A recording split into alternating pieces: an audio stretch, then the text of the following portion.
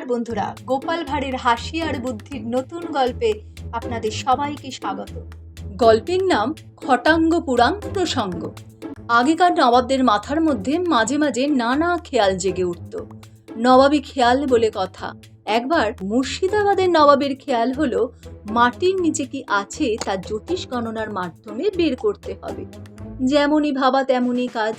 মাটির নিচে কি আছে তা যদি কোনো পণ্ডিত বলতে পারেন তাহলে নবাব তাকে 5,000 টাকা আসরটি পুরস্কার দেবেন। গণনা করতে এসে সঠিকভাবে বলতে পারবেন না, তাদের আজীবন নবাবের কারাগারে বন্দি জীবন কাটাতে হবে। এটাই নবাবী ফরমান। সেই বুঝে লোক পাঠাবেন। নবাব মহারাজ কৃষ্ণচন্দ্রর কাছে কিছু নামী জ্যোতিষী পণ্ডিত তাড়াতাড়ি পাঠাবার জন্য নির্দেশ দিলেন। নবাবের আদেশ মহারাজ কৃষ্ণচন্দ্র অগ্রাহ্য করেন কি করে? নবদ্বীপের একদল ব্রাহ্মণ জ্যোতিষী পণ্ডিতকে তিনি মুর্শিদাবাদের নবাবের দরবারে পাঠিয়ে দিলেন, যাতে ঠিক মতো গণনা করে ফল বের করা যায়। কিন্তু সে সকল জ্যোতিষী পণ্ডিত মাটির নিচে কি আছে তা সঠিকভাবে গণনা করতে বলতে পারলেন না। ফলে নবাব তাদের সকলকে কারাগারে আটক করে রাখলেন। সেই সংবাদ পেয়ে মহারাজ কৃষ্ণচন্দ্র ভীষণ বিষাদগ্রস্ত হয়ে পড়লেন, কারণ তার জন্যই ব্রাহ্মণ পণ্ডিতগণকে নবাবের কারাগারে আটক থাকতে হয়েছে। পরে ব্রাহ্মণ জ্যোতিষী পণ্ডিতগণকে নবাবের কারাগার থেকে মুক্ত করে আনা যায় সেই ভাবতে ভাবতে মহারাজ কৃষ্ণচন্দ্র কুল কিনারা পেলেন না। তিনি বিরাস বদনে সিংহাসনে বসে রইলেন। খাওয়া দাওয়া হাসি ঠাট্টা সবই বন্ধ করে দিলেন। কেবলই ভাবেন কি উপায় করা যায়। গোপাল রাজসভায় ঢুকে মহারাজকে বিরস বদনে বসে থাকতে দেখে জিজ্ঞেস করলেন, মহারাজ এমন বিরস বদনে বসে আছেন কেন? আমি থাকতে আপনার মনে এত দুঃখই বা কিসের শীঘ্র বলুন। আপনাকে দেখে আমার ভীষণ দুঃখ হচ্ছে। মহারাজ কৃষ্ণচন্দ্র বিরক্ত হয়ে বললেন, সব সময় ভাড়ামি ভালো লাগে না। এ সকল সমস্যা তোমার দ্বারা সমাধান হবে না। তুমি ভাড়ের মতো থাকবে, এর বেশি কিছু করতে যেও না। সব সময় তোমার কথা শুনতে ভালো লাগে না। গোপাল তখন হেসে মহারাজকে বললে, মহারাজ আপনি বিনা দ্বিধায় সমস্যার কথা খুলে বলুন। বুদ্ধি যার বল তার। আমি যেমন ভাবেই হোক আপনার সমস্যার সমাধান করে দেব। যদি আমি সমস্যার সমাধান করে দিতে না পারি তবে আপনি আমার মাথা মুড়িয়ে ঘোল ঢেলে বাদ্যি বাজিয়ে রাজসভা থেকে বিদায় করে দেবেন সারা জীবনের জন্য। আমি আপনাকে আর কোনো দিনও মুখ দেখাবো না। আমার কাছে আপনার দুঃখের কথা বলুন। মহারাজ কৃষ্ণচন্দ্র গোপালের কাছে তখন নবাবী খেয়ালে আনুপূর্বিক সকল ঘটনা প্রকাশ করে বললেন, গোপাল তুমি যদি বুদ্ধি বলে নবাবের কারাগার থেকে নবদ্বীপের জ্যোতিষী পণ্ডিতদের মুক্ত করে আনতে পারো তবে আমি তোমায় আশাতীত পুরস্কার দেব। কারণ পণ্ডিতদের এই অবস্থা আমার জন্য নবাবের আদেশ আরও পণ্ডিত পাঠাতে হবে। আবার আমি এখন কি করব কিছুই ভেবে উঠতে পারছি না। গোপাল বললে, এ আর এমন কিছু কঠিন কাজ কি? আমি আপনার আশীর্বাদে সহজেই নবাবকে খুশি করে নবদ্বীপের পণ্ডিতদের মুক্ত করে আনতে পারবো। এই সামান্য ব্যাপারের জন্য এত ভাবনা চিন্তা? যাতে আপনাকে আর পণ্ডিত পাঠাতেও না হয় তার ব্যবস্থাও করে দেব। আপনি সুস্থ চিত্তে থাকুন, এর ভাবনা আমার ওপর ছেড়ে দেন। এখন থেকে সব চিন্তা আমার। মহারাজ কৃষ্ণচন্দ্র গোপালের কথায় ঠিক আস্থা করতে পারলেন না, তাই অবাক হয়ে বললেন, বলো কি গোপাল, তুমি গণনা করে বলতে পারবে মাটির নিচে কি আছে? নবাবের খেয়ালের কথা তুমি কি জানো না? সব জেনে শুনে এ কথা বলছো? তা পারবো বই কি, নইলে এতদিন আপনার রাজসভায় ভাড়ের কাজ করাই যে আমার বৃথা। যাক, কোনো চিন্তা করবেন না, 2-1 দিনের মধ্যে আমি উপায় ঠিক করছি এবং পণ্ডিতদের মুক্ত করে আনছি। দেখুন না পারি কিনা মহারাজ। মহারাজ আর কোনো উপায় না দেখতে পেয়ে গোপালের ওপরে ভরসা রাখতে বাধ্য হলেন। তাছাড়া না ছেড়ে কোনো উপায় বা কি? যদি গোপাল পারে তবে সে চেষ্টা করে দেখুক। গোপালের কথা মতো সেদিন গোপালকে ছুটি দিয়ে মহারাজা রাজসভা থেকে বিদায় নিয়ে অন্দর মহলে চলে গেলেন মনের দুঃখে। মনে মনে অনেক চিন্তা ভাবনা করে। গোপাল রাত্রে বেশ করে ভেবেচিন্তে খুব সকালে উঠে খাটের একটি পায়াকে 14 দফা লাল রঙের শালু কাপড় দিয়ে ভালোভাবে জড়িয়ে গরদের কাপড় পরে তসরের চাদর গায়ে দিয়ে কাঁধে রামাবলী চাপিয়ে খুব লম্বা নকল টিকি ফুল সহ মাথায় লাগিয়ে দোলাতে দোলাতে নবাবের দরবারের উদ্দেশ্যে সংস্কৃত বচন আওড়াতে আওড়াতে খটাঙ্গপুরা নিয়ে যাত্রা করল। নবাব গোপালের সাজ পোশাক আর লম্বা টিকি দেখে প্রথম দর্শনে মুগ্ধ হলেন। এমন লোক মহাপণ্ডিত না হয়ে যায় না, দেখলেই মন জুড়িয়ে যায়। গোপাল নবাবকে সেলাম জানিয়ে বললেন, খোদাবন্দ মহারাজ কৃষ্ণচন্দ্র আমাকে আপনার কথা মতো আপনার দরবারে পাঠিয়েছেন। আমি এসেছি আপনার প্রশ্নের উত্তর দিতে। গোপালের কথা শুনে খেয়ালি নবাব বললেন, মহারাজ কৃষ্ণচন্দ্র আগে আমার কাছে একদল মূর্খ পণ্ডিত পাঠিয়েছিলেন বটে, তবে তারা কোনো কর্মের নয়, একেবারে অপদার্থ। আমি তাদের সব কটাকে কারাগারে আটক করে রেখেছি। আপনাকে দেখে বোধ হচ্ছে আপনি একজন জারদেল পণ্ডিত। আপনি নিশ্চয়ই অনায়াসে আমার প্রশ্ন গণনা করে দিতে পারবেন। আপনি আজ অতিথিশালায় বিশ্রাম গ্রহণ করুন।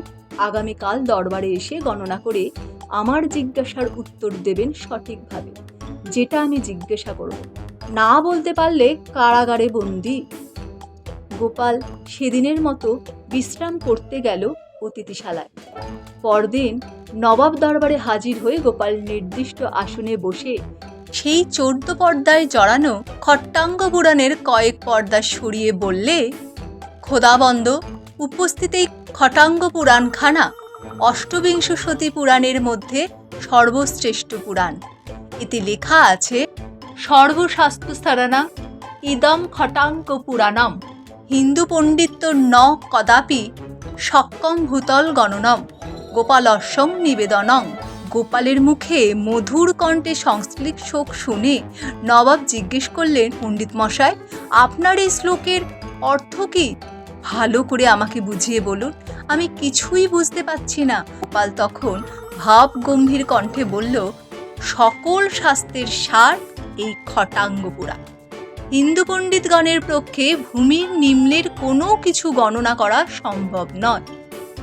খোদাবিন্দ, আপনি অনর্থক হিন্দু পণ্ডিতগণকে কারাগারে বন্দী করে রেখে কষ্ট দিচ্ছেন। এতে আল্লাহ ভীষণ রাগ করবেন। আপনার উপরও আল্লাহ আর আস্থা রাখতে পারবে না। গোপালের মুখে সংস্কৃত শোকের ব্যাখ্যা শুনে নবাব জিজ্ঞেস করলেন, কেনই বা হিন্দু পণ্ডিতগণের পক্ষে ভূনিম্নের কোনো কিছু গণনা করা সম্ভব নয় পণ্ডিত মশাই? এটাও খুলে সবিস্তারে মেহেরবানি করে বলুন, শুনতে জানতে ভীষণ ইচ্ছা করছে। গোপাল শালু জড়ানো সেই খটাঙ্গ পুরাণের আরও 2-4টে পর্দা সরিয়ে আর চোখে সেদিকে তাকিয়ে নবাবকে বললে, এই পুরাণে আপনার প্রশ্নের জবাবও লেখা আছে।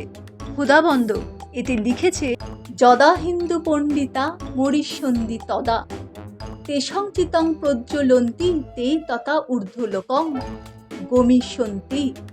হিন্দু পণ্ডিত তদা পৃথিবী তথা ঊর্ধ্বলোকং চ সম্যক গণনং শোকতিং।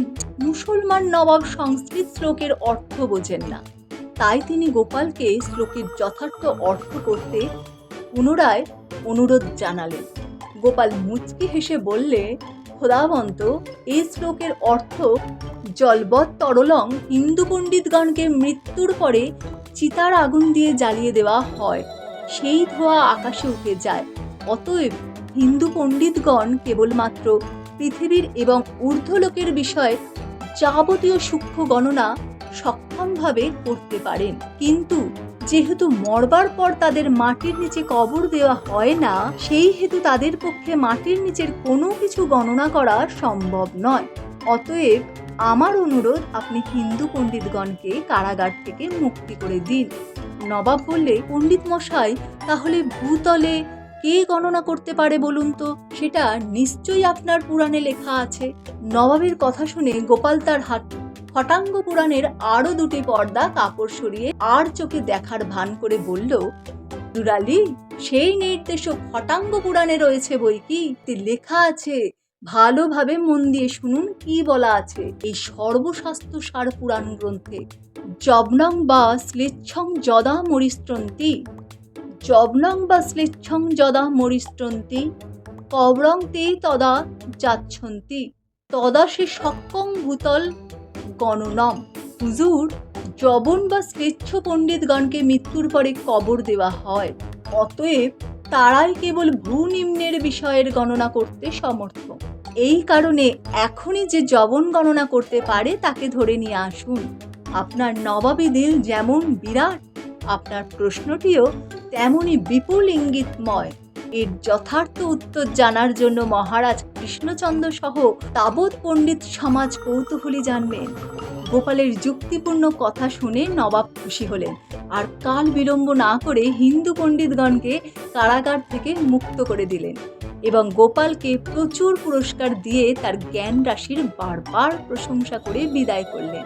গোপাল পুরস্কারের টাকা আর খটাঙ্গ পুরাণখানা বগলে নিয়ে হাসতে হাসতে যথাসময় মহারাজ কৃষ্ণচন্দ্রের রাজসভায় এসে হাজির হলো। কৃষ্ণচন্দ্র যখন জিজ্ঞেস করলেন, গোপাল, তুমি এই অসম্ভব ব্যাপার সম্ভব করলে কি করে? গোপাল তখন তার হাতের খটাঙ্গ পুরাণখানা দেখিয়ে বললে, মহারাজ, সবই সম্ভব হয়েছে এই খটাঙ্গ পুরাণের দৌলতে। খটাঙ্গ পুরাণের কত গুণ এবার সচক্ষে দেখলেন তো। রাজসভার পণ্ডিতগণ খটাঙ্গ পুরাণের কথা শুনে চমকে উঠে গোপালকে জিজ্ঞেস করলেন, খটাঙ্গ পুরাণের সে আবার কি হে গোপাল? পাপের জন্মে এমন পুরাণের নাম শুনিনি তো। গোপাল তখন খটাঙ্গ পুরাণের 14 পাতা শালু কাপড় সরিয়ে ফেলতেই হাটের ভাঙা পায়াখানা বেরিয়ে পড়ল। গোপালের মুখে আনুপূর্বিক খটাঙ্গ পুরাণের প্রসঙ্গ শুনে মহারাজ কৃষ্ণচন্দ্র হেসেই অস্থির হলেন। প্রতিশ্রুতি মতো গোপালকে পুরস্কারও প্রদান করলেন এবং অনেক উপরি বকশিশও দিলেন। গোপাল হাওয়ায় ভাসতে ভাসতে বাড়ি ফিরল মনের আনন্দে।